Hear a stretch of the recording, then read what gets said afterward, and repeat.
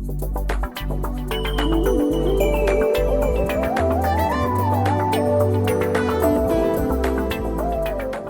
jumpa Anda kembali dalam kelas General Management dari Harapan Bangsa Business School. Salam sejahtera, saya Samuel Tarigan. Dalam sesi kali ini, kita masih akan melanjutkan fungsi ketiga dari seorang manajer, yaitu leading atau activating. Selamat belajar.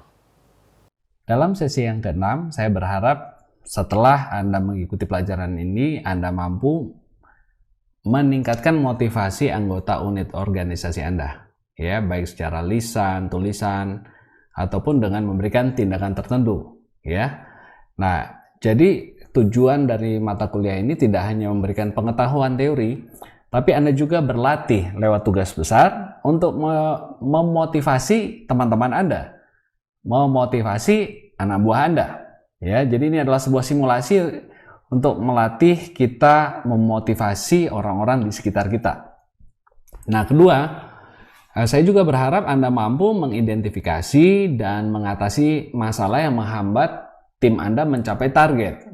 Ya, karena ada banyak jenis masalah dan pendekatannya untuk menyelesaikannya tentu berbeda-beda. Bisa masalah hubungan, ada konflik di antara tim, ya, sehingga tidak akur, tidak saling bersinergi, tapi terjadi konflik dan ini pasti mempengaruhi pencapaian target. Ya. Yang kedua, bisa memang ada masalah motivasi, ada anggota-anggota yang nggak semangat. Atau masalah teknis, karena mereka memang tidak tahu cara mencapai tujuannya. Mereka tidak punya kemampuan teknis yang cukup untuk mencapai target. Ya. Dan untuk itu Anda harus bisa membedakan ini masalahnya apa. Ya, jadi lewat tugas besar Anda nanti ceritakan apa yang Anda alami. Ya. Dan yang ketiga, ini terkait dengan contoh terakhir dalam sesi sebelumnya di mana saya memberikan contoh ketika seseorang punya hubungan yang terlalu dekat dengan anak buah, ini tidak bisa memberikan pengaruh, ya, tidak bisa mengarahkan mereka karena mereka menganggap sebagai teman, ya.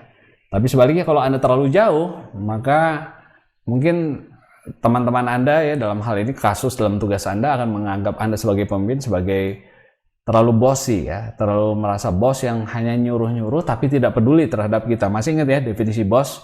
Someone who tells people to do the right things and to do things right. Ya, itu yang hanya nyuruh, ya. Oke, jadi itu yang saya harapkan bisa Anda perhatikan setelah Anda menyelesaikan modul ini. Mungkin ada beberapa teori, ada beberapa prinsip yang Anda pelajari, tapi lebih penting Anda mencoba mempraktekannya. Coba lihat kebutuhan apa yang ada di sekitar Anda. Siapa yang perlu dimotivasi? Apa masalah dia? Kenapa dia nggak semangat? Apa ada konflik? Apa dia nggak mampu menyelesaikannya? Ya, tawarkan bantuan. Nah, itu adalah kebiasaan-kebiasaan seorang pemimpin. Biasa masuk ke dalam masalah tanpa harus diundang, disuruh, diminta.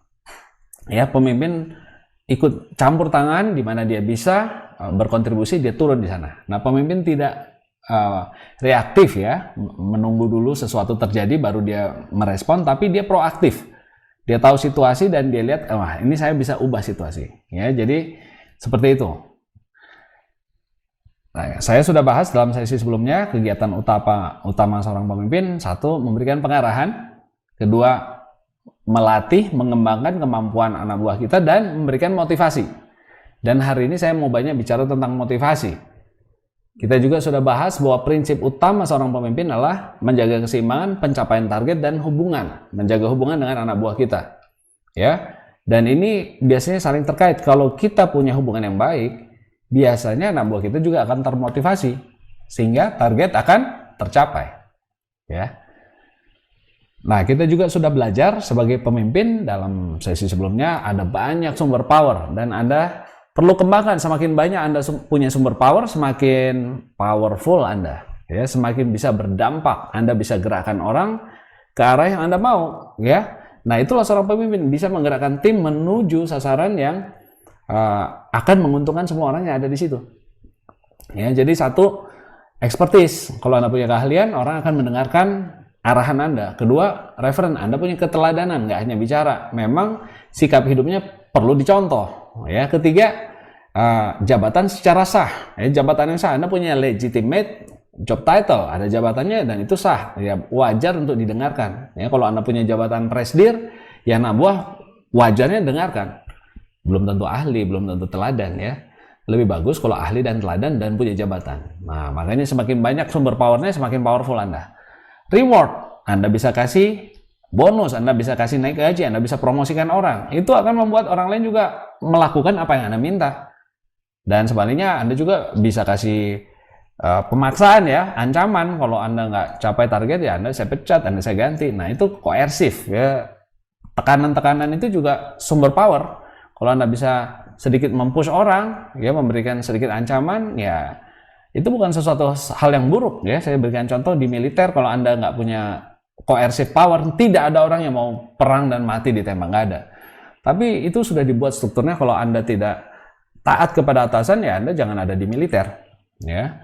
Kemudian terakhir political, di mana Anda punya power karena Anda punya dukungan orang-orang ya. Nah, sesi sebelumnya saya juga sudah jelaskan gaya pemimpin itu contingent ya, menurut teori Hershey-Blanchard ya. Jadi Anda tidak punya satu jurus, tapi ada 4 repertoire. S1 telling, S2 selling, S3 participating, dan S4 delegating. Ya, dan kita pakai jurus ini contingent, tergantung situasinya. Jadi kita tidak pakai jurus yang sama terus-menerus ya. Kalau anak buah kita R1, kesiapan dia, readiness-nya masih level 1, artinya dia nggak tahu cara mengerjakan tugas, tidak semangat atau nggak pede, pakailah jurus telling, di mana kita kasih instruksi yang banyak dan nggak usah jaga-jaga perasaan ya, nggak usah terlalu suportif. Ya, di atas kan yang suportif, di bawah less suportif. Yang kanan nih high instruction, di kiri low instruction ya. Kalau anak buah kita tidak mampu R2 ya, tetapi dia pengen, dia udah pede juga, dia mau juga, nah pakai jurus selling, jelaskan, explain ya, pakai style S2. Instruksinya jangan, pokoknya saya nggak mau tahu, kamu gini, jangan, jelaskan ya. Jadi mulai memberikan ruang ya kepada dia untuk interpretasi, artinya dikurangi sedikit instruksinya ya. Tentu itu sikap yang suportif ya, tetap kita tanya ya, saya ajak ngomong nih supaya kamu tahu kenapa kita mau lakukan itu ya, karena dia sebenarnya sudah mau tapi mungkin dia belum tahu caranya, kenapa harus cara begitu. Nah, yang ketiga S3 ini participating, kalau anak buah kita, follower kita tuh mereka tahu cara kerjakannya tapi nggak semangat, nggak mau ya mengerjakan itu atau nggak pede. Jadi kita ajak bicara ya, kita dengarkan pendapatnya ya, pakai jurus S3 pada situasi R3. Dan terakhir ini dimana anak buah kita sudah sangat ready, R4 ya, dia sudah tahu cara ngerjakannya, dia semangat juga dan dia confident, pede ya, delegasi ya, jangan banyak ikut campur, instruksinya hampir nggak ada dan nggak usah terlalu disupport juga ya, ayo kamu bisa, nggak perlu, orang dia udah semangat ya. Jadi ingat, ada 4 repertoire, S1, S2, S3, S4, tergantung kepada anak buah kita. Oke. Nah, hari ini saya mau fokus pada motivasi ya, karena tadi salah satu tugas manajer adalah memotivasi anak buah. Nah, ada 2 jenis motivasi yang utama. Pertama namanya intrinsic, jadi dari dalam ya, dari pribadi kita sendiri. Yang kedua extrinsic, ini motivator yang dari luar ya, kita termotivasi karena ada sesuatu yang ditawarkan dari luar. Nah, motivasi intrinsik, contohnya otonomi. Waktu saya merasa punya kendali terhadap hidup saya, maka saya akan lebih termotivasi. Ya, bayangkan kalau Anda tinggal di negara yang sangat sentralistik, di mana bisnis pun diatur, nggak boleh bebas, nggak punya kebebasan, maka Anda nggak akan semangat bisnis ya. Tapi kalau Anda dikasihkan kebebasan, oke, kamu boleh berprestasi, terserah kamu, di sini tidak dilarang. Siapa yang mau maju, kamu semangat ya. Di Amerika seperti itu, American Dream ya. Kalau Anda dikasih otonomi, kebebasan, siapa yang mau rajin, siapa yang mau habis-habisan, terserah, tidak dihalangi jadi orang kaya, tidak dihalangi jadi orang yang sukses. Itu jadi motivator karena orang punya otonomi, punya kendali atas masa depannya hidup dia ya. Kedua, belonging, dia merasa bagian dari sebuah komunitas ya. Kalau saya bisa berkontribusi, katakan ada orang yang senang ya di RT, RW, dia aktif di sana bukan karena uang, bukan karena apa-apa, dia merasa saya bagian dari sini ya. Atau di gereja dia ikut aktif pelayanan karena dia merasa bagian dari komunitas. Itu motivasi dari dalam, bukan dari luar. Motivasi berikutnya ingin tahu. Ada orang yang sekolah sampai S3-nya ada berapa macam ya. S1, S2, S3, S2-nya ada 4, 5, itu ada yang sampai 13 saya dengar. Kenapa? Karena mungkin dia ingin tahu, ya, dia pengen belajar banyak hal. Cinta kasih itu juga motivator, ya. Orang kadang-kadang melampaui gunung yang tinggi, laut yang dalam dilewati karena apa? Karena cinta, ya. Ingin belajar, ya, ingin menguasai sesuatu, mastery, ya, yang dia nggak hanya pengen biasa, dia pengen jadi hebat, bisa main piano, bisa masak, ya, bisa nyanyi. Nah, itu mastery. Itu juga motivator dari dalam. Nggak selalu harus ada uangnya. Kemudian meaning, dia merasa ada maknanya. Ya, ada orang yang spend waktu melayani Tuhan di gereja, dia sediain waktu untuk pekerjaan sosial karena dia merasa ada artinya hidupnya dengan melakukan hal-hal itu. Dan tidak ada harus dihargai oleh orang karena itu motivasi intrinsik dari dalam, ya. Nah, tipe kedua adalah ekstrinsik, ini dari luar. Misalnya ingin dapat badge, ya, penghargaan nih, dikasih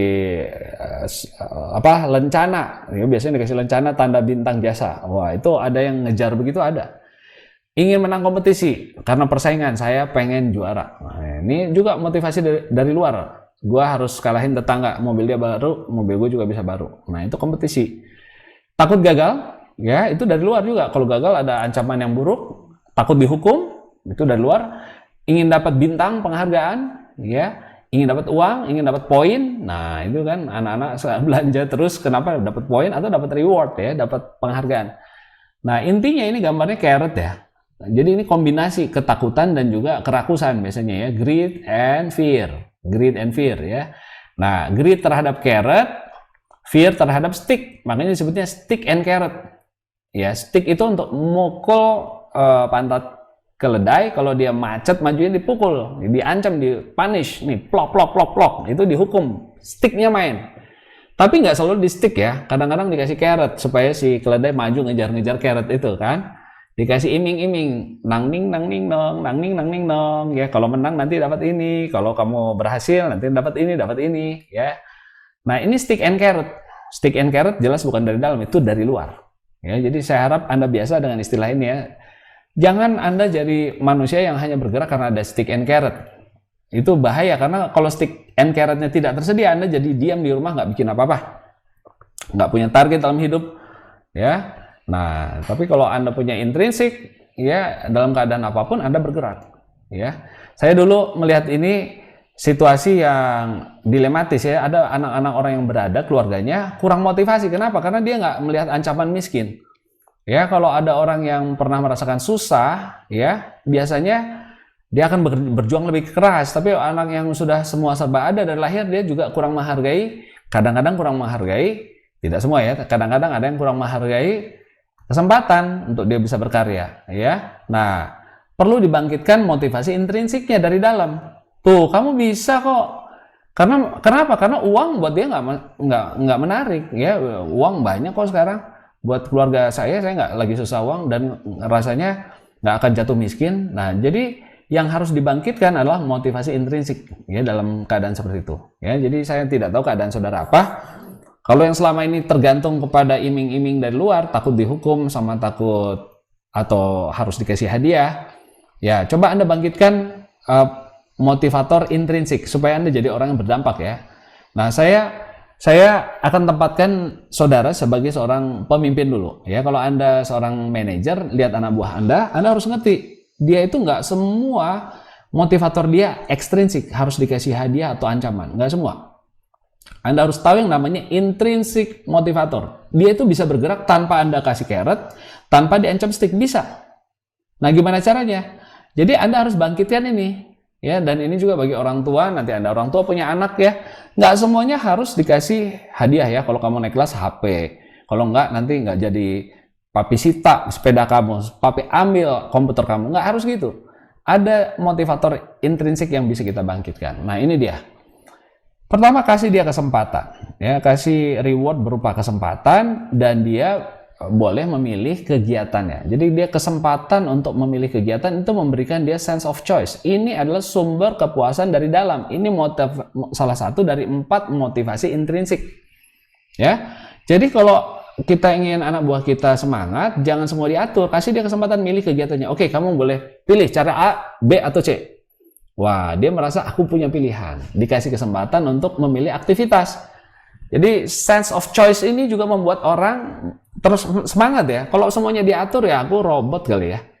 Pokoknya nggak boleh mikir, nggak boleh A, nggak boleh B, nggak boleh C. Hanya boleh caranya Bapak. Wah, itu nggak akan semangat orang. Oke. Sense of choice. Itu salah satu cara tanpa Anda mengancam, tanpa Anda kasih hadiah. Bukan ekstrinsik, tapi intrinsik. Ya. Nah, yang kedua, kasih dia kegiatan yang membuat dia bisa berhasil. Jadi rewardnya berupa keberhasilan. Ya, kasih pekerjaan yang Anda tahu, ini kayaknya kalau dia kerjain bisa sukses. Kasih kerjaan itu supaya dia sukses dan dia merasa kompeten. Ya, jadi jangan dibikin gagal anak buah. Ya, dikasih kerjaan yang nggak mustahil gitu ya. Saya pengen lihat tuh, emang susah biar dia gagal. Nah, itu nggak akan berhasil anak buahnya ya, nggak semangat. Cari tugas, kasih tugas yang dia bisa berhasil. Ya, dan dalam tugas itu dia bisa berhasil sehingga dia merasa kompeten. Nah, kalau udah kompeten dipuji. Tuh kan, bisa kan, hebat kamu, mampu tuh. Nah, ketika kita berikan itu, maka timbul semangat dari dalam dirinya sendiri. Ya, saya bisa pilihan, saya kompeten. Nah, punya kemampuan ya. Nah, ada lagi sense of meaningfulness, ya, dikasih semangat karena dia tahu apa yang dia kerjakan itu tujuannya, ya, dia punya kesempatan untuk menentukan tujuan yang berarti. Ya, coba kamu pilih target kamu apa. Oh, berarti aku boleh milih ya di sini. Aku bukan hanya choice, tapi aku boleh menentukan nasib masa depan organisasi aku. Targetnya aku boleh menentukan. Berarti aku berarti di perusahaan ini. Ya, jadi kadang-kadang kita tanya target kamu berapa? Mau berapa targetnya? Nah, kalau kita tanya itu membuat dia merasa berarti. Ya, dia merasa berarti bahwa didengarkan dan dia menjadi bagian yang turut menentukan pencapaian purpose dari organisasi itu ya. Target terbesar dari organisasi itu kan disebut purpose ya. Tujuan besarnya perusahaan itu purpose. Nah, kalau dikasihkan kesempatan dia mencapai itu, maka dia akan menentukan targetnya, maka dia akan merasa berarti. Dan terakhir, sense of progress, bahwa dia bisa mencapai tujuan itu tahap demi tahap ya, bahwa ada kemajuan. Tuh kan, sekarang perusahaan kita udah lebih bagus tahun ini kan, semenjak kamu masuk saya lihat banyak kemajuan di perusahaan ini. Ya, itu akan membuat dia merasa bangkit bahwa saya membawa kemajuan di sini. Jadi, ya, kalau Anda manajer, pintar-pintar, nggak semua harus kasih hadiah atau ancaman ya. Bangkitkan rasa dia punya otonomi, boleh milih. Buat dia merasa berhasil, bukan gagal. Buat dia merasa berarti, bukan tidak berarti. Wah, untung ada kamu nih, ya. Perusahaan kita jadi mencapai tujuan. Dan terakhir, buat dia merasa maju dan memajukan perusahaan. Ya, tuh, saya lihat kamu semenjak 6 bulan terakhir nih betul-betul banyak progresnya. Dan saya lihat juga kita semua jadi menikmati kemajuan yang kamu bawa. Ya, jadi dia merasa organisasi ini jadi maju dan dia juga jadi maju, ada progres. Nah, coba ingat-ingat ya, bagaimana membangkitkan semangat seseorang. Kasih dia pilihan, kasih dia merasa mampu, merasa berhasil, merasa ada progres dan berarti. Oke? Jadi itu salah satu kemampuan manajer yang penting. Ya, kalau Anda nanti jadi pemimpin, jadi manajer, Anda harus bisa bangkitkan semangat anak buah Anda secara intrinsik dulu, tidak harus dari ekstrinsik. Oke? Jadi ini salah satu teori yang penting ya. Nah, sekarang saya beranjak ke sebuah teori besar yang disebut kebutuhan ya, hierarki kebutuhan dari Maslow. Maslow's need hierarchy. Jadi teori motivasi salah satu yang paling terkenal adalah dari Maslow ini, ya. Nah, Maslow bilang kebutuhan orang itu menjadi motivator. Ya, apa yang saya perlukan itu jadi motivator. Dan itu sifatnya hierarkis. Jadi ada urutannya. Ada yang di bawah, ada yang di atas. Itu artinya hierarki. Jadi nggak rata, ada urutan. Nah, menurut dia yang paling bawah, yang paling dasar itulah kebutuhan fisik, physiological. Anda harus makan. Jadi orang yang nggak makan akan termotivasi kerja karena dia harus makan. Orang yang nggak punya baju akan termotivasi untuk kerja supaya dia punya baju. Karena ini kebutuhan dasar. Ya, jadi kebutuhan fisik itu adalah motivator tingkat basic. Ya, jadi kalau kita bicara sama karyawan-karyawan yang penghasilannya sangat di bawah, ya tentu dia sangat terbatas dalam kebutuhan fisik pun dia mungkin kurang susu, kurang apa. Jadi kalau ditawarkan bonus ya, saya akan kasih Anda susu kalau Anda kerja dan baik. Wah, itu menjadi semangat buat dia karena dia masih berjuang di level sini. Tapi setelah orang cukup makan, cukup minum, pakaian ada, dia akan mencari safety. Ya, dia pengen punya rumah dong. Ya, dia pengen merasa aman. Ya, dia pengen kerjanya nggak lagi diangkat sebagai karyawan kontrak. Ntar gimana tahun depan kalau kontrak habis? Dia pengen jadi karyawan tetap. Dia pengen punya penghasilan tetap. Dia pengen punya tempat tinggal tetap, nggak pindah-pindah terus. Ya, sebentar di rumah mertua A, habis itu pindah ke rumah orang tua, habis itu diusir ke sana ke sini. Nggak, dia nggak mau. Ya, makan sih udah ada. Nah, dia akan cari berikutnya sebuah pemenuhan kebutuhan yang memberikan dia rasa aman, safe. Ya, sekarang saya boleh secure, mulai establish. Yang ketiga, setelah dia udah mungkin makan cukup, kemudian rumah udah ada, dia ingin punya cinta kasih dalam hidupnya. Dia ingin punya kekasih, dia ingin punya banyak teman, dia pengen merasa dimiliki oleh keluarga, dia ingin merasa dihargai oleh sebuah komunitas, dicintai. Nah, kalau orang masih kurang makan, ini dia nggak terlalu pusing dulu deh.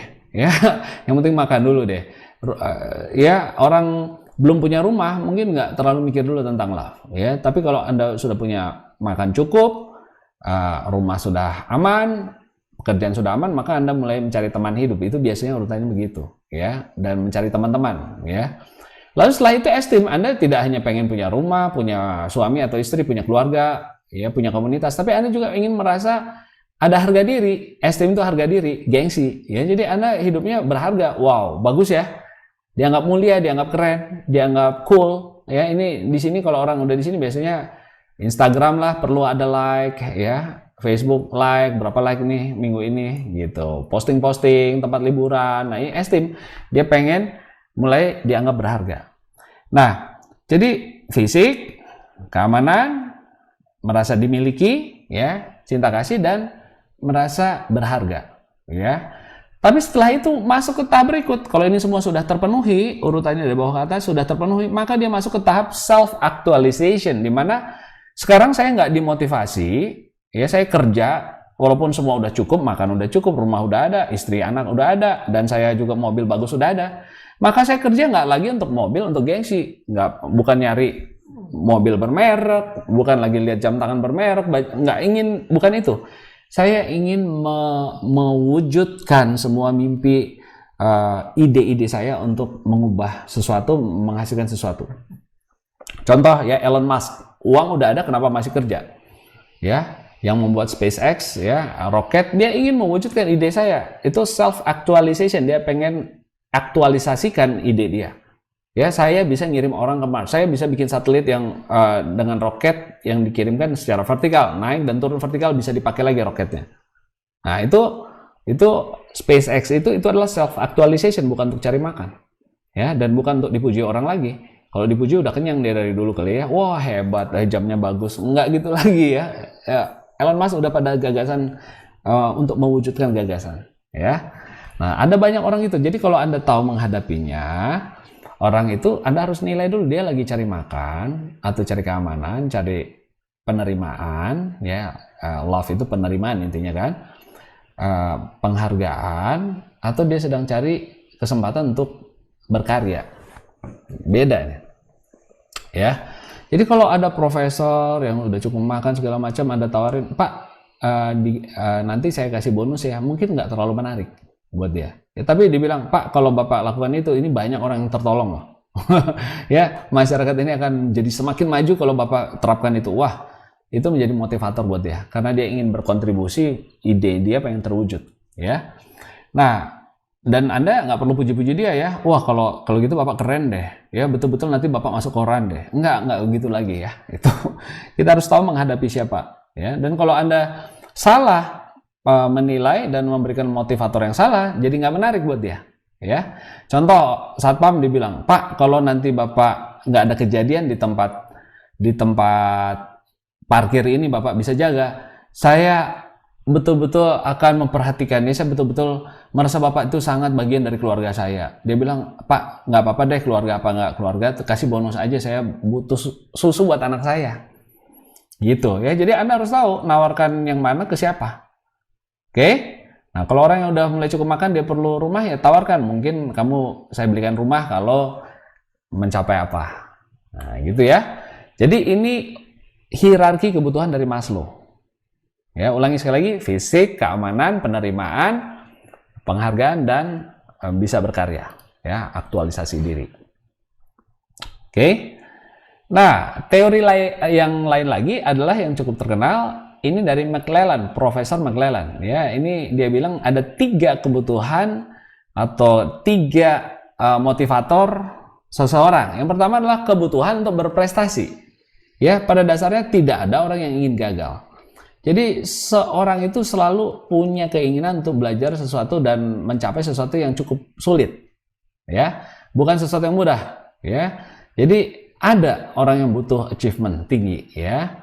Pengusaha biasanya harus punya achievement tinggi. Nah, saya dulu pernah diukur secara psikologis, ini termasuk senang berprestasi, ya. Jadi ada anak-anak yang kalau nggak berprestasi dia, aduh, nggak semangat, ya. Tapi kalau ada kesempatan, saya bisa jadi juara nih, ya. Saya punya ponakan seperti itu, ya. Dia kalau ice skating, dia bukan cari uang, tapi dia pengen jadi juara. Nah, itu achievement, kebutuhan. Nah, yang kedua, kebutuhan untuk afiliasi, pertemanan. Ya, dia ingin punya hubungan yang berarti dengan sekitarnya, dengan secara sosial dia juga diterima. Nah, ada orang yang lebih berat ke sini. Ya, saya melihat teman-teman saya dulu yang bekerja pernah di THB, pernah di Booz Allen, ada yang lebih berat afiliasi, yang penting aku banyak teman. Kalau prestasi nomor 2. Ada juga terbalik. Aku nggak pusing yang soal teman. Kamu mau ikut apa enggak, yang penting aku prestasi. Beda-beda ya. Nah, yang ketiga, kebutuhan untuk power. Nah, ini pengen berkuasa.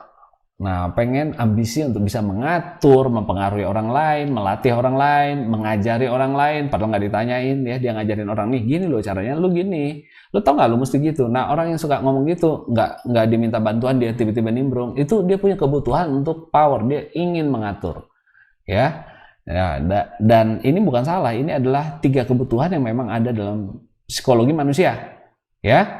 Jadi kebutuhan achievement, kebutuhan afiliasi, pertemanan, affiliation, dan the need for power, ya, keinginan untuk berkuasa. Nah, untuk seorang pengusaha, ya, kalau mau berhasil, ini tidak sama dengan seorang manajer. Kalau manajer, dia harus punya keinginan achievement yang lumayan tinggi, tapi juga harus punya afiliasi yang tinggi. Ya, dia harus punya kepedulian terhadap anak buahnya. Ya, dan jangan power yang gede-gede banget. Kalau dia power pengen ngatur-ngatur orang saja tapi nggak berteman, ini lebih cocok jadi bos, ya. Tapi kalau pengusaha nih, biasanya pengusaha achievement tinggi. Saya pengen berhasil nih, project ini saya udah berhasil. Untuk pertemanan lah, itu nomor 2 lah. Mau anak buah saya happy apa enggak, atau teman saya ikut apa enggak, yang penting saya berhasil. Nah, itu achievement tinggi, pertemanannya rendah, powernya sedang, karena dia harus bisa ngatur orang, ya. Dia harus bisa ngatur anak buah. Jadi kalau Anda mau jadi pengusaha, dan sekarang saya kasih tips, tingkatkan ini achievementnya, ya, motivasi achievement.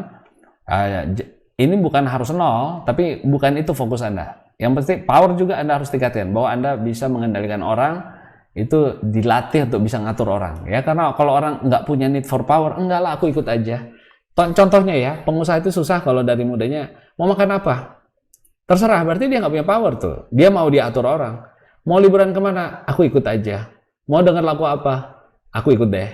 Mau nikah dengan siapa? Siapa saja. Nah, itu nggak punya power. Ya, dia bukannya ngatur, dia diatur sama orang.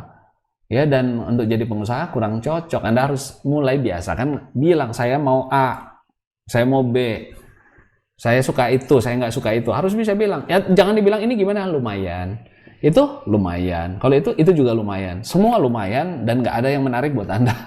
Ya, jadi bangkitkan need for power, ya. Bilang apa yang Anda mau, atur orang-orang, ya, mulai mengelola orang. Nah, Anda akan cocok jadi pengusaha, ya. High achievement, high power, medium affiliation. Tapi kalau Anda manajer, pengen jadi profesional, dibalik urutannya, ya. Jangan gede di power, ya, di affiliation-nya dinaikkan. Oke, itu teori yang kedua dari McClelland tentang motivasi. Jadi kita sudah belajar tadi intrinsic, extrinsic, kemudian intrinsic ada sense of choice, sense of apalagi tadi competence, progress, betul? Terus kemudian sense of purpose, ya. Nah, kemudian apalagi kita udah belajar juga Maslow, ya, di mana ada kebutuhan yang hierarki, betul, dari fisiologi, kemudian safety, kemudian apa lagi? Belonging, ya, love, kemudian esteem, berharga, gengsi, dan terakhir self actualization. Nah, itu semua betul. Ini juga betul ya. McClellan juga melihat dari sisi lain di mana kebutuhan manusia ada achievement, affiliation, and power. Nah, berikutnya ada satu lagi dari Adolphus, namanya ERG teori. Ya, dia bilang kebutuhan manusia itu bisa dibagi ke dalam 3 bagian. Pertama adalah existence. Ya, dia keberadaan dia dulu nih, bahwa dia ada secara fisik dan secara materi dia itu sejahtera.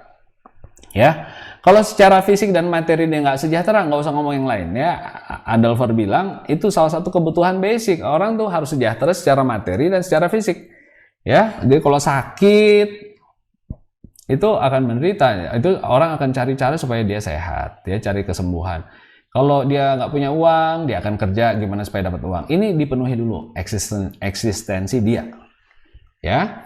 Lalu di level berikutnya dia butuh yang disebut relatedness, keterhubungan. Ya, dia ingin punya hubungan yang berarti dengan orang lain, dengan orang-orang yang berarti dalam hidupnya juga. Dia menjadi bagian berarti terhadap orang lain dan dia punya orang-orang yang berarti dalam hidupnya ya, bisa pasangan suami atau istri, anak, ya itu kebutuhan. Orang tuh tidak bisa hidup sendiri. Dia ingin menjadi bagian, punya hubungan dengan orang-orang yang berarti dan dia menjadi bagian yang berarti juga buat orang-orang. Ya, jadi existence E, relatedness itu R, and then yang terakhir G, yaitu growth.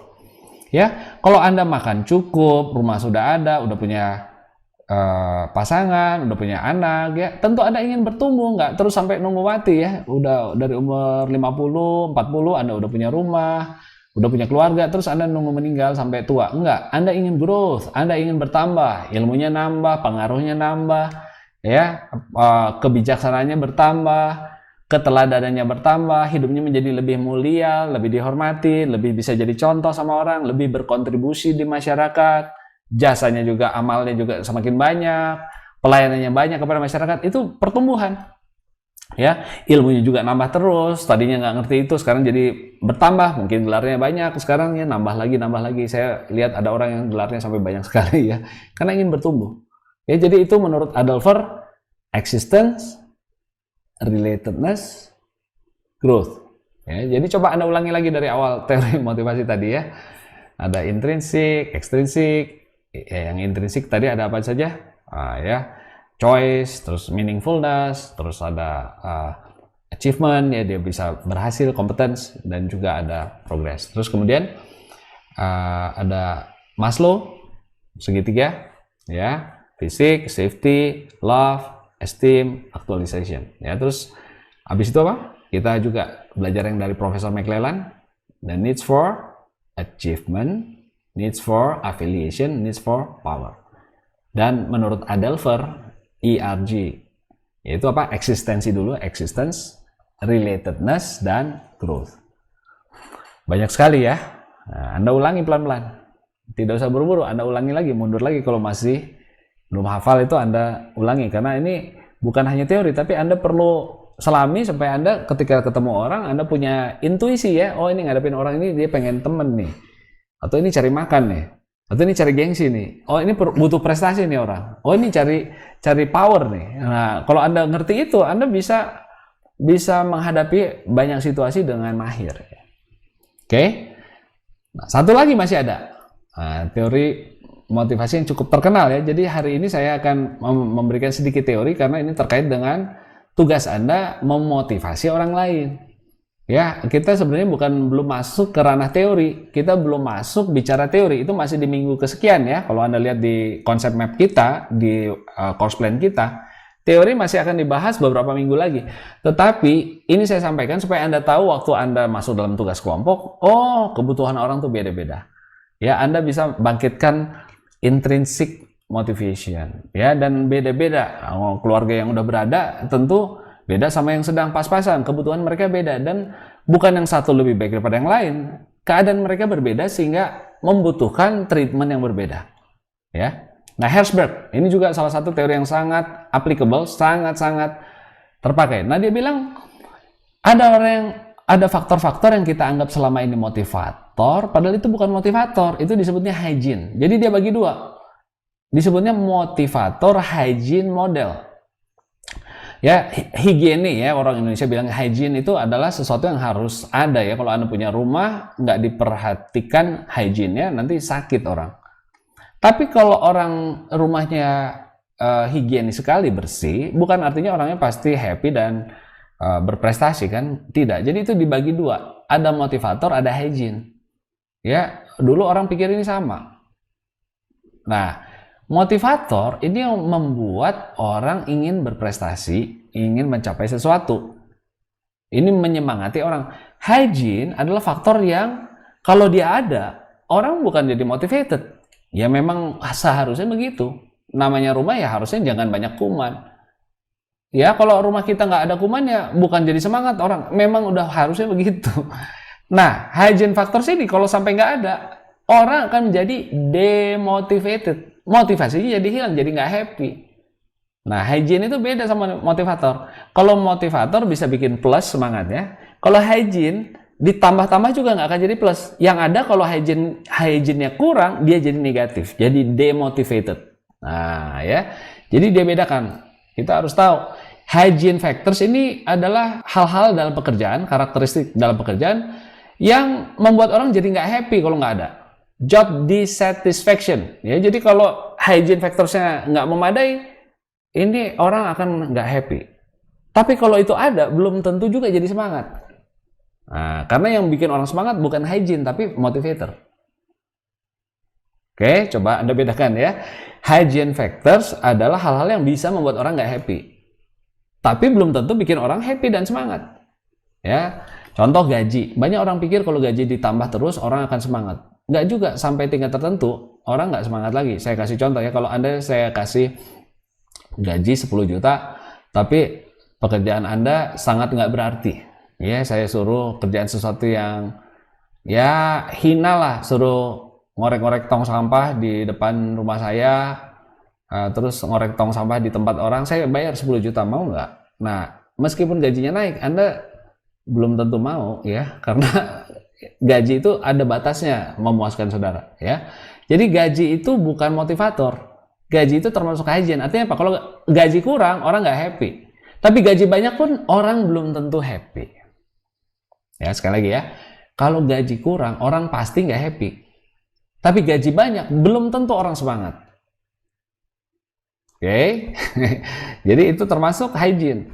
Ya, jadi jangan salah kira kalau gaji Anda besar, Anda semangat. Belum tentu. Saya pernah mengalami itu ya. Dulu waktu bos saya gagal terus, gaji saya cukup besar, tapi perusahaan kita nggak profit. Lalu saya merasa nggak berarti. Wah, berarti kerjaan saya nggak bikin ownernya tambah kaya. Perusahaan ini nggak beruntung karena saya kerja di situ. Artinya the whole unit itu akhirnya rugi. Ya, jadi Anda nangkap gaji bukan motivator, tetapi hygiene. Tapi coba kalau gaji saya waktu itu kecil, ya udah pasti saya tinggalkan ya. Saya nggak happy. Tapi gaji besar belum tentu bikin orang happy dan semangat. Nah, hubungan dengan atasan, supervisory relations, itu juga hygiene. Nah, contoh ya, kalau atasan kita baik, maka kita bisa kerja dengan enak. Tapi kalau ke atasan kita baik, belum tentu juga kita semangat. Ya, kasus yang tadi saya ceritakan, bos saya itu baik, bukan galak.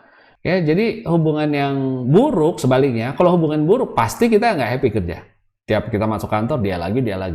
Aduh, gue kena marah lagi. Ya, jadi hubungan yang buruk membuat nggak happy, tapi hubungan yang baik belum tentu memotivasi. Ya, itu hygiene factor. Working condition, tempat kerjanya. Ya, nyaman nggak? Ada AC-nya nggak? Tempat parkirnya oke nggak? Jaraknya dari rumah jauh apa nggak? Ya, teman-temannya enak nggak? Nah, itu semua kondisi kerja itu bukan memotivasi, tapi itu hygiene. Kalau ini semua nggak memadai, Anda nggak happy. Udah jauh, temennya judes-judes, nggak friendly, ya, Anda pasti nggak happy kerja di situ. Tapi kalaupun itu semua baik, belum tentu Anda semangat kerja. Lah, jadi kalau gitu apa dong yang membuat kita semangat? Ya, motivatornya apa dong, Pak? Nah, kita lihat ya. Motivator itu yang membuat sifat pekerjaan yang membuat orang jadi happy dan puas, ya. Apa itu? Achievement. Orang bisa berprestasi itu membuat orang happy. Oh, itu yang membuat saya juga puas ya kalau bekerja. Wah, perusahaan saya jadi maju. Ya, klien saya happy. Nah, itu motivator buat saya. Apalagi penghargaan. Kemudian tanggung jawab. Wah, ini luar biasa. eh, waktu kita dikasihkan kepercayaan, ya, itu saya merasa menjadi orang penting. Ya, dulu waktu di salah satu perusahaan consulting strategik ya di Booz Allen, salah satu tugas saya adalah membuat business plan. Lalu saya dipercayakan untuk menyusunnya bersama-sama dengan strategic planner dari klien ya. Waktu itu Telkomsel, saya ketemu mereka, lalu saya cukup kaget karena mereka belum menguasai financial modeling. Nah, saya dikasih tanggung jawab, pokoknya gimana caranya supaya mereka bisa membuat financial model. Nah, saya pikir saya harus mengadakan training, dan atasan saya bilang, itu terserah kamu mau bikin training, kamu mau beliin buku, kamu mau ajarin, terserah kamu, pokoknya financial modelnya harus jadi dan business plan-nya harus jadi. Nah, saya merasa diberikan tanggung jawab yang tinggi dan itu membuat saya motivasi ya. Hari Sabtu saya kerja, saya ajak mereka, yuk saya kasih kursus gratis, saya nggak digaji nih sama perusahaan saya, nggak dikasih lembur. Hari Sabtu saya akan latih kalian untuk buat financial model sampai bisa dari nol. Motivator ya, kenapa? Saya dikasih tanggung jawab untuk bisa berhasil membuat tim itu berhasil dan saya nggak mau sia-siakan. Nah, itu yang motivator, bukan selalu uang, hubungan yang baik, tempat kerjanya enak. Ini semua hanya hygiene. Ya, saya kasih ilustrasi ya. Kalau Anda zaman dulu nih ya ke bioskop, ya, atau Anda ke restoran deh. Anda ke restoran kenapa? Apa karena hygiene factors? WC-nya bersih, Pak. Iya, betul. Kalau WC-nya jorok, Anda jadi nggak happy kan? Ya kan? Itu namanya kalau dia nggak ada, maka Anda marah. Tapi kalau dia ada, belum tentu happy. Motivatornya apa ya? Filmnya lah. Filmnya menarik nggak? Kalau Anda ke bioskop, Anda bukan cari toilet. Tapi kalau toiletnya jorok, Anda nggak happy. Toilet yang bersih belum tentu buat Anda happy. Ya, jadi nangkep ya. Beda ini antara hygiene dan motivator. Jadi sebagai atasan, Anda harus tahu bedanya dan Anda pastikan ini ada. Tapi jangan ini ditambah terus. Supaya dia semangat, aku tanyain lagi anak istrinya gimana, ulang tahunnya tanggal berapa, udah gimana ya, hubungannya diperbaiki terus. Nah, ini asal ada memadai, oke. Ya, jangan sampai berantakan gitu. Tapi kalau AC udah dingin, Anda nggak perlu tambah 2 AC, tambah lagi apa, dikasih tiap siang dikasih sup, dikasih apa. Bukan itu yang mereka cari. Mereka ingin berhasil, mereka ingin diakui, mereka ingin dikasih tanggung jawab. Ya, dipercaya. Nah, ini yang disebut motivator. Sebagai calon manajer, penting nggak ini buat Anda? Sangat amat penting. Inilah yang membedakan, mungkin waktu saya dulu mendengarkan teori ini pertama kali puluhan tahun yang lalu ya di kampus. Saya dengar, wah, saya nggak tahu tuh tadinya. Dan saya pikir sama saja, orang dikasih uang pasti semangat. Enggak, beda. Ya. Nah, itu jadi saudara-saudara ya, Anda harus bisa muji orang, mengakui prestasi orang, kasih dia kesempatan untuk berhasil.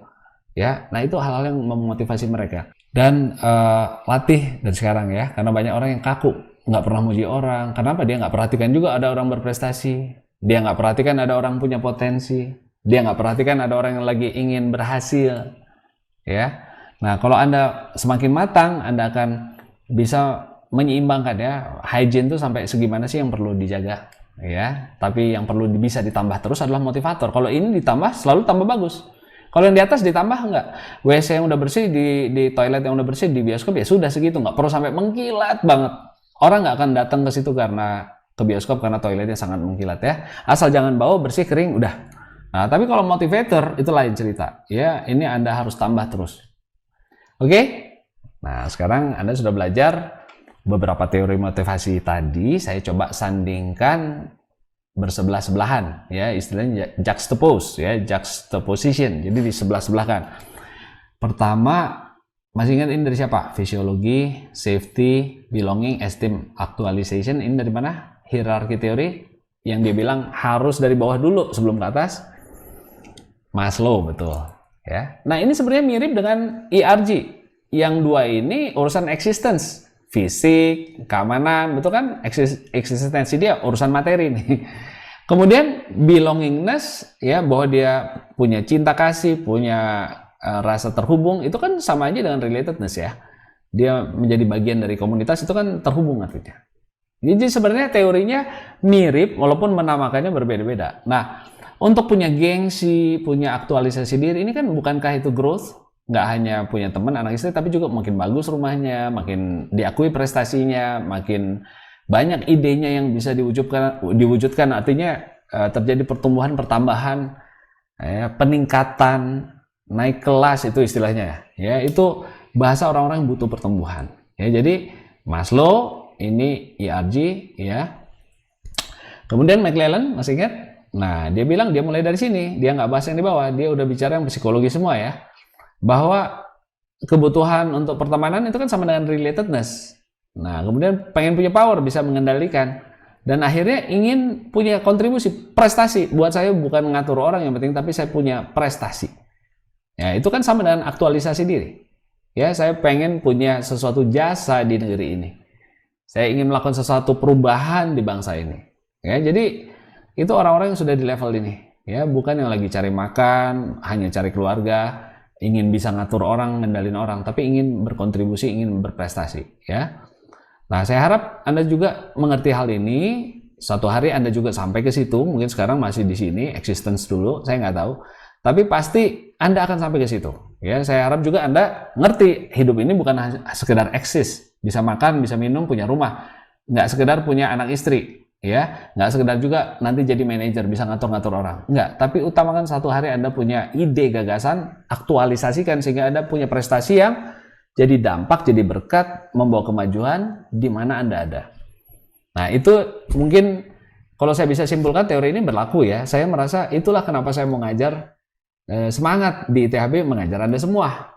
Ya, karena kalau dari usaha mungkin ada menyediakan income untuk makan minum, ya, keluarga juga ada, ya, kemudian ada saya punya anak istri, saya punya jabatan juga. Tapi sekarang mungkin lebih pada melakukan sesuatu yang ada gunanya dan dampaknya cukup besar. Itu yang menjadi kebutuhan ya semua orang-orang yang ada di sana. Nah, kalau kita sandingkan dengan Herzberg tadi, jadi ini tadi siapa? Maslow, ini Adolfer, ini McClellan, dan ini dari Herzberg. Mungkin yang di atas ini yang disebut motivator ya. Yang di bawah sini hygiene. Bahwa saya punya rumah, saya bisa makan, saya punya keluarga itu, kalau saya nggak punya itu saya nggak happy. Tapi kalau saya punya anak pun belum tentu saya semangat kerja. Kalau saya nggak bisa bertumbuh, saya nggak bisa punya jabatan yang berpengaruh, saya nggak bisa berprestasi. Ya, kalau ini nggak ada, maka saya nggak motivated. Ya, tapi kalau ini ditambah, saya dikasih kesempatan berprestasi, saya akan semangat. Itu sebabnya kalau ada kesempatan berbisnis, bukan lagi hanya uang motivatornya, tapi bisa melakukan sesuatu yang berbeda dengan cara yang baru, yang menjawab masalah orang. Bayangkan Elon Musk bisa bilang, oh NASA tuh salah, kalau roket tuh bisa berdiri naik turun loh. Coba bagi Anda yang belum tahu, itu coba lihat SpaceX, bagaimana cara naik turunnya. Bukankah itu ajaib ya? Satu orang, seorang Elon Musk bisa mengalahkan NASA yang selama bertahun-tahun paling hebat ya prestasi dia terbangnya vertikal, turunnya ya horizontal pakai pesawat ulang-alik. Tapi Elon Musk bilang enggak, saya punya gagasan yang beda, dia turunnya akan vertikal dan bisa dipakai lagi.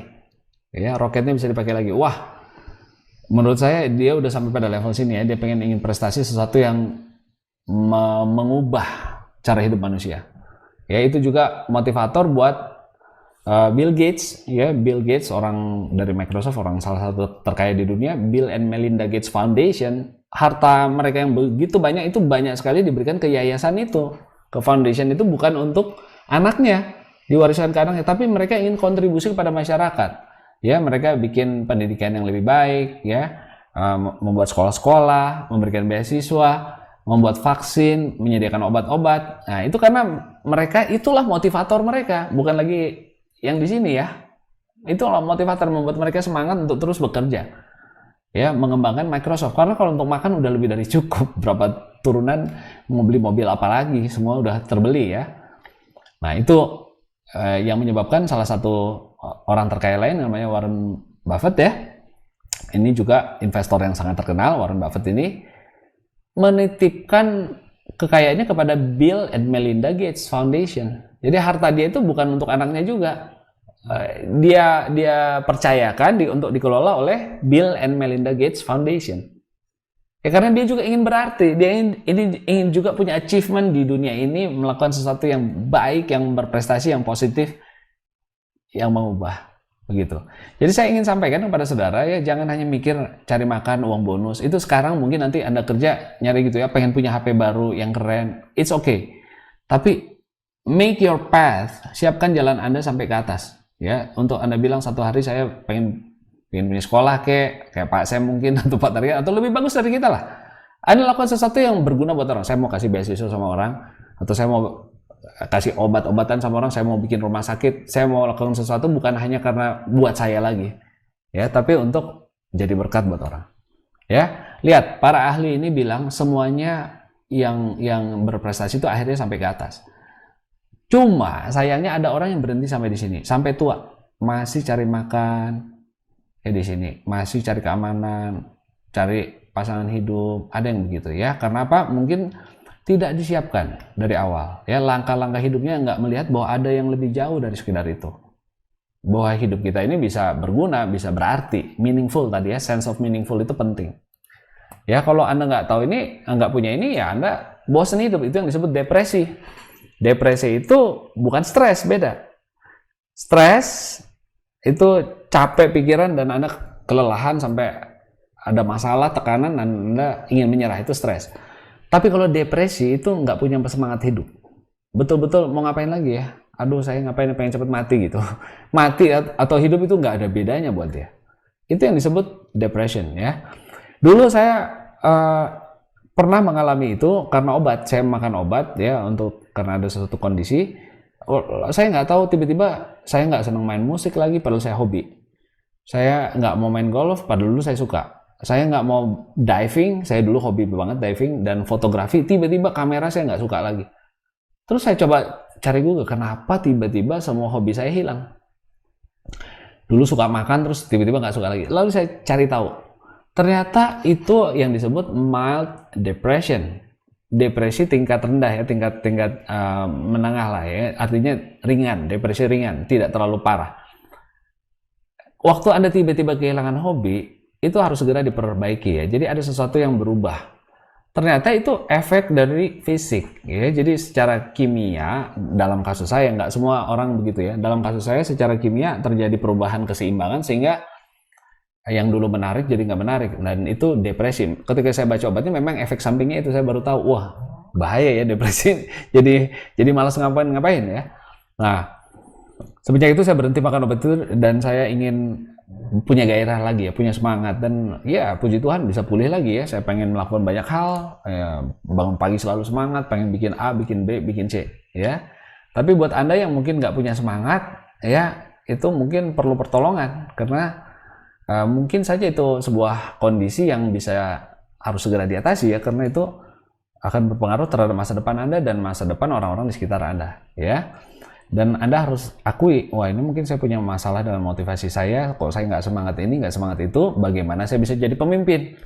Bagaimana saya bisa memotivasi anak buah saya? Bagaimana saya bisa memotivasi anak saya nanti? Kalau saya sendiri juga tidak termotivasi. Jadi buat Anda yang punya masalah dengan motivasi, coba seek ya, intrinsik dulu. Ada nggak hal-hal yang bisa membuat Anda merasa berarti, choice, meaningful? Mungkin selama ini Anda belum coba. Ya, coba lakukan sesuatu yang membuat Anda merasa progress. Ya, ada performance, ada achievement, ada competence. Oh, saya itu bisa. Mulai dengan hal yang sederhana yang membuat Anda berhasil. Biasanya itu menjadi sebuah spiral. Satu keberhasilan akan menambah motivasi, dan motivasi menambah keberhasilan, dan keberhasilan berikutnya menambah motivasi lagi, meningkat lagi, dan motivasi yang semakin besar akan membuat Anda semakin berhasil. Spiral sifatnya, spiral ke atas. Sebaliknya, kalau Anda demotivated, Anda gagal. Kegagalan ini membuat Anda semakin nggak motivasi, demotivated, dan semakin nggak ada motivasi, semakin gagal lagi. Itu juga spiral. Tapi spiral negatif menuju kehancuran. Jadi sangat penting Anda maintain arah positif itu ya. Saya pernah jelaskan ya, kalau attitude akan menentukan altitude Anda. Jadi attitude pesawat yang ke atas, walaupun dia ada di landasan sekarang, ya cepat atau lambat dia akan nyampe ke atas karena attitude-nya positif, sikapnya ke atas, spiralnya ke atas.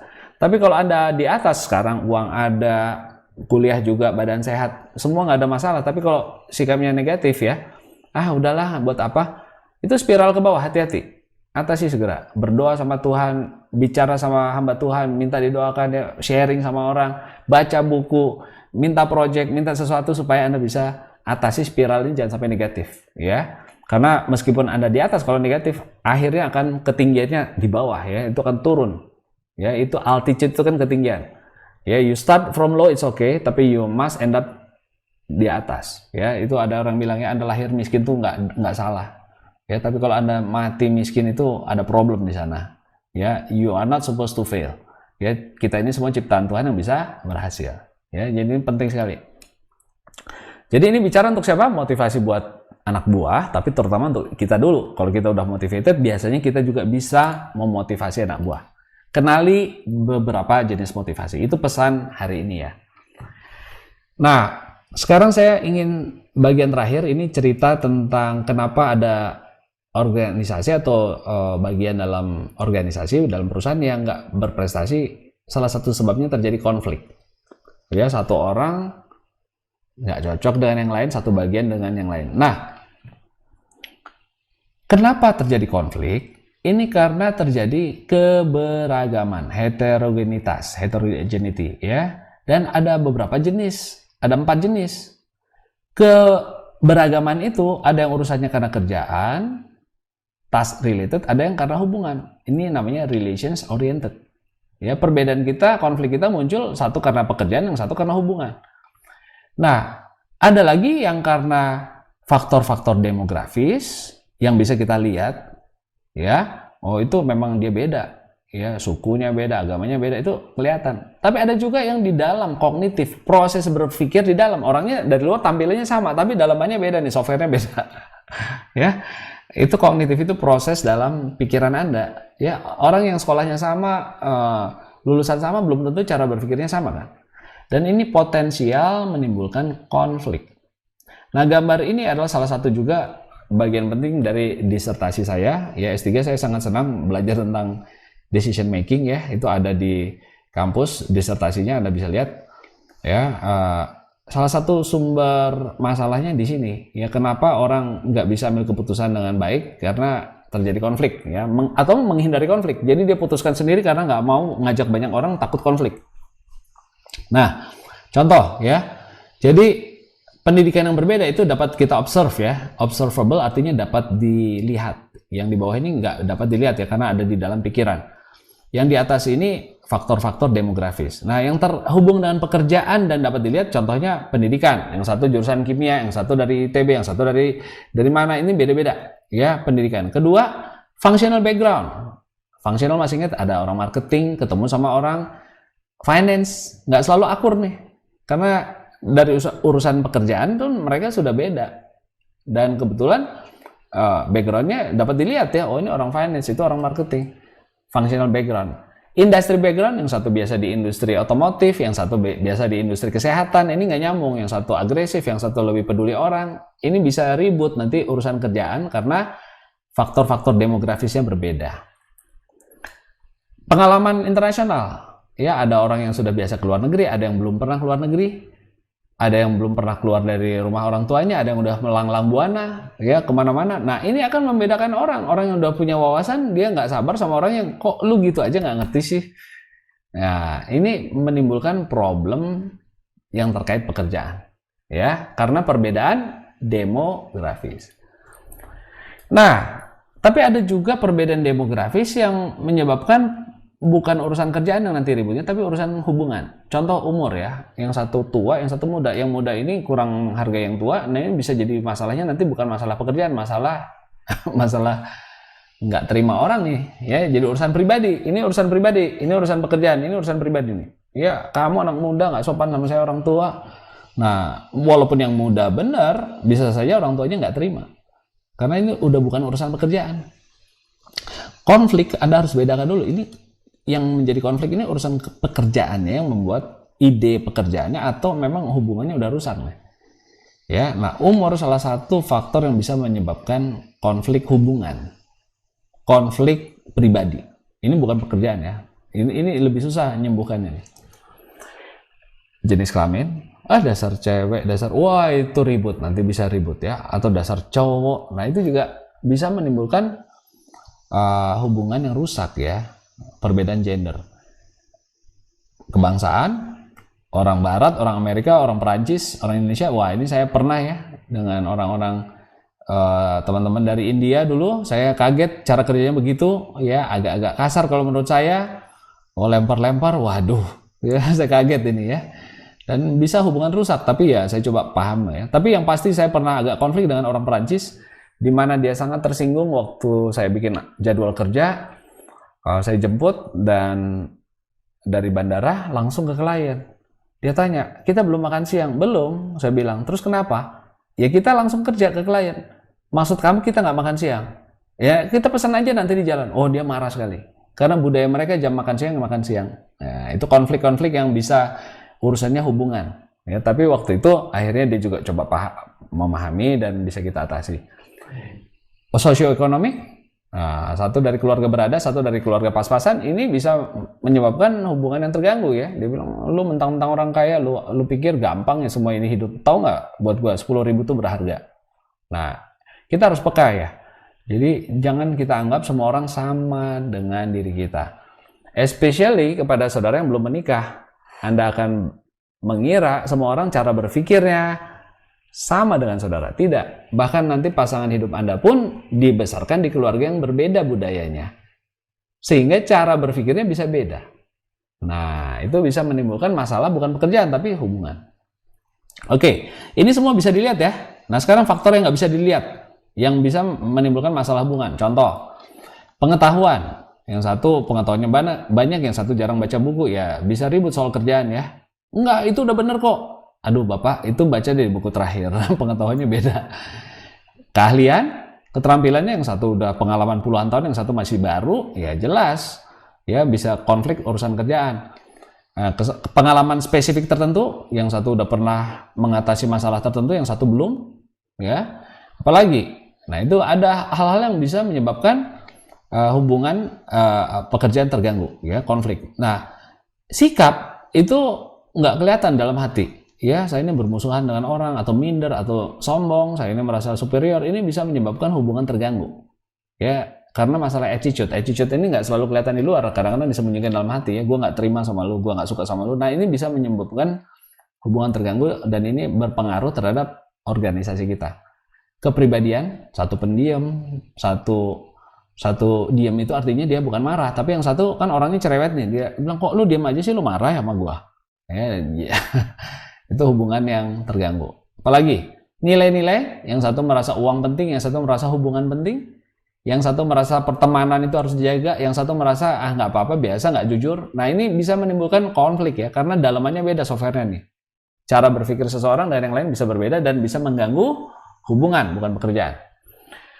Oke, nah konflik-konflik tersebut ya, perbedaan-perbedaan tadi itu menyebabkan terjadi konflik. Nah, ini gambar yang ada di disertasi saya ambil dari sebuah paper yang saya kira Anda sebagai anak muda yang sedang belajar jadi manajer, calon manajer harus tahu ini ya. Artinya gini, biasa konflik itu. Dan tidak langsung satu benar, satu salah. Bisa dua-duanya benar, bisa dua-duanya salah. Ya, dan konflik itu nggak selalu buruk karena ada perbedaan ide yang justru memperkaya.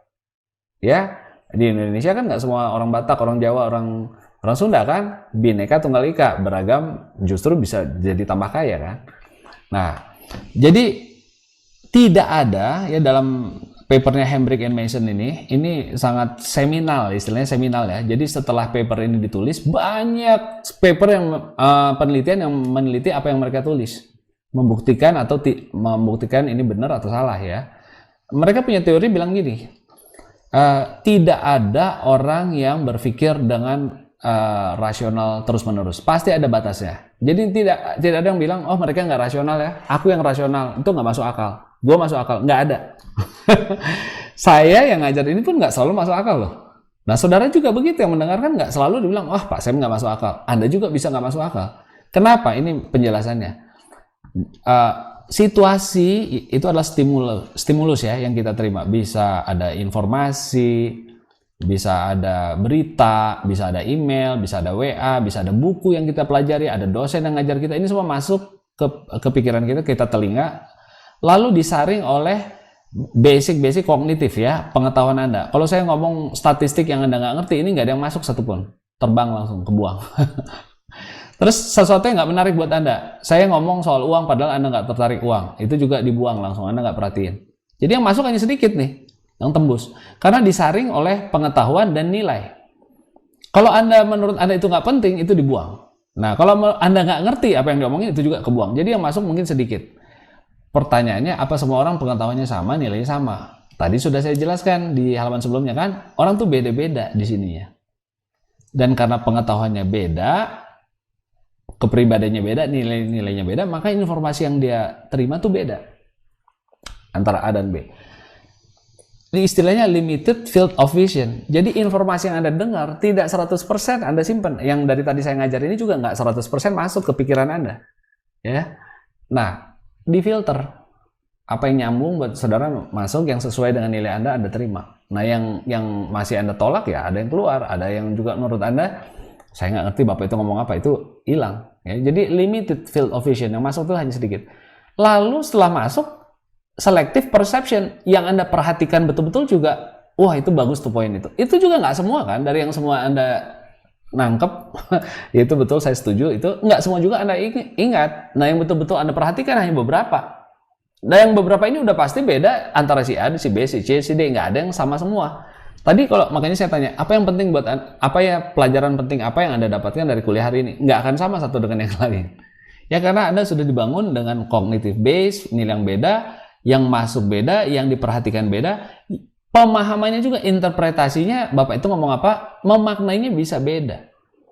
Ya, misalnya satu orang bicara tadi yang katakan Maslow, satu orang masuk nih, ini kayaknya aku perlu tahu nih Maslow, yang lain juga Maslow. Waktu diinterpretasi bisa ada beda juga.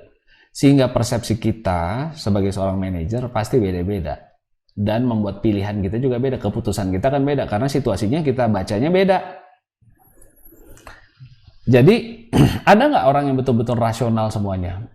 Menilai ini secara objektif 100%. Nggak bisa, karena ini filternya udah ada, udah built in. Ya, jadi nggak ada orang yang betul-betul objektif dan rasional. Ya, oleh karena itu sesama orang yang nggak rasional, saya juga mulai belajar bijak setelah saya belajar ini. Jangan suka ribut sama orang lain, ya. Orang lain bisa saja benar, belum tentu kamu yang selalu benar.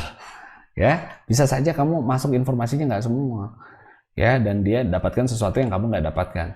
Jadi sesama orang yang rasionalitasnya terbatas, istilahnya bounded rationality, bounded ya, ada batas. Bounded rationality dari Hendrik Mason, buat saya itu sangat fenomenal karena mengajar saya bahwa tidak ada orang yang selalu rasional, dan keterbatasan itu kadang-kadang membuat kita konflik, dan itu normal. Ya, kita coba duduk bersama mencari solusinya. Itu saja, jangan diperbesar masalah itu. Ya, jadi kalau Anda nanti jadi manajer, lihat anak buah Anda ribut, atau Anda bahkan ribut dengan sesama manajer atau dengan anak buah, dengan atasan, ingat gambar ini ya.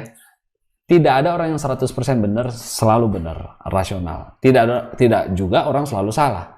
Jadi ini masalah keterbukaan dan menghargai perbedaan. Ya, kadang-kadang yang kita persepsikan kalau dilengkapi dengan persepsi lain menghasilkan pilihan-pilihan strategic choice yang luar biasa. Ya, jadi pikiran saya ditambah pikiran dia menjadi strategi yang mantap luar biasa. Ya, jadi itu ya. Anda tadi sudah belajar hari ini banyak tentang pentingnya motivasi. Salah satu tugas Anda dalam leading, ya, masih ingat kegiatan leading apa? Directing, training, dan motivating. Ya, hari ini sudah belajar intrinsic, extrinsic motivation, udah lihat teorinya Adolfer, Maslow, McClellan, Herzberg, ya. Dan saya sudah jelaskan juga, bukan hanya motivasi yang menghambat pencapaian target, tapi kadang-kadang juga orang nggak punya skill atau terjadi konflik. Dan saya harap wawasan Anda semakin luas ya, ketika Anda lihat, kok ini teman saya satu kelompok nggak prestasi, ada apa nih? Kok dia nggak ikut kontribusi? Coba gali. Ya, banyak hal yang Anda bisa temukan setelah Anda dengar ini. Jangan-jangan ada masalah depresi, dia nggak punya masalah, dia nggak punya motivasi intrinsik. Nah, gimana cara ngatasinya? Tadi sudah dikasih tahu. Atau kalau perlu dikasih carrot ya, atau dikasih stick sekali-sekali juga nggak apa-apa. Baiklah, itu yang bisa saya sampaikan. Saya percaya kalau Anda terus semangat belajar, apa yang Anda dengarkan hari ini bisa Anda terapkan satu kali dan menjadi manfaat besar buat Anda dan juga buat organisasi di mana Anda berkarya. Ya, terima kasih atas perhatian Anda. Sukses buat Anda.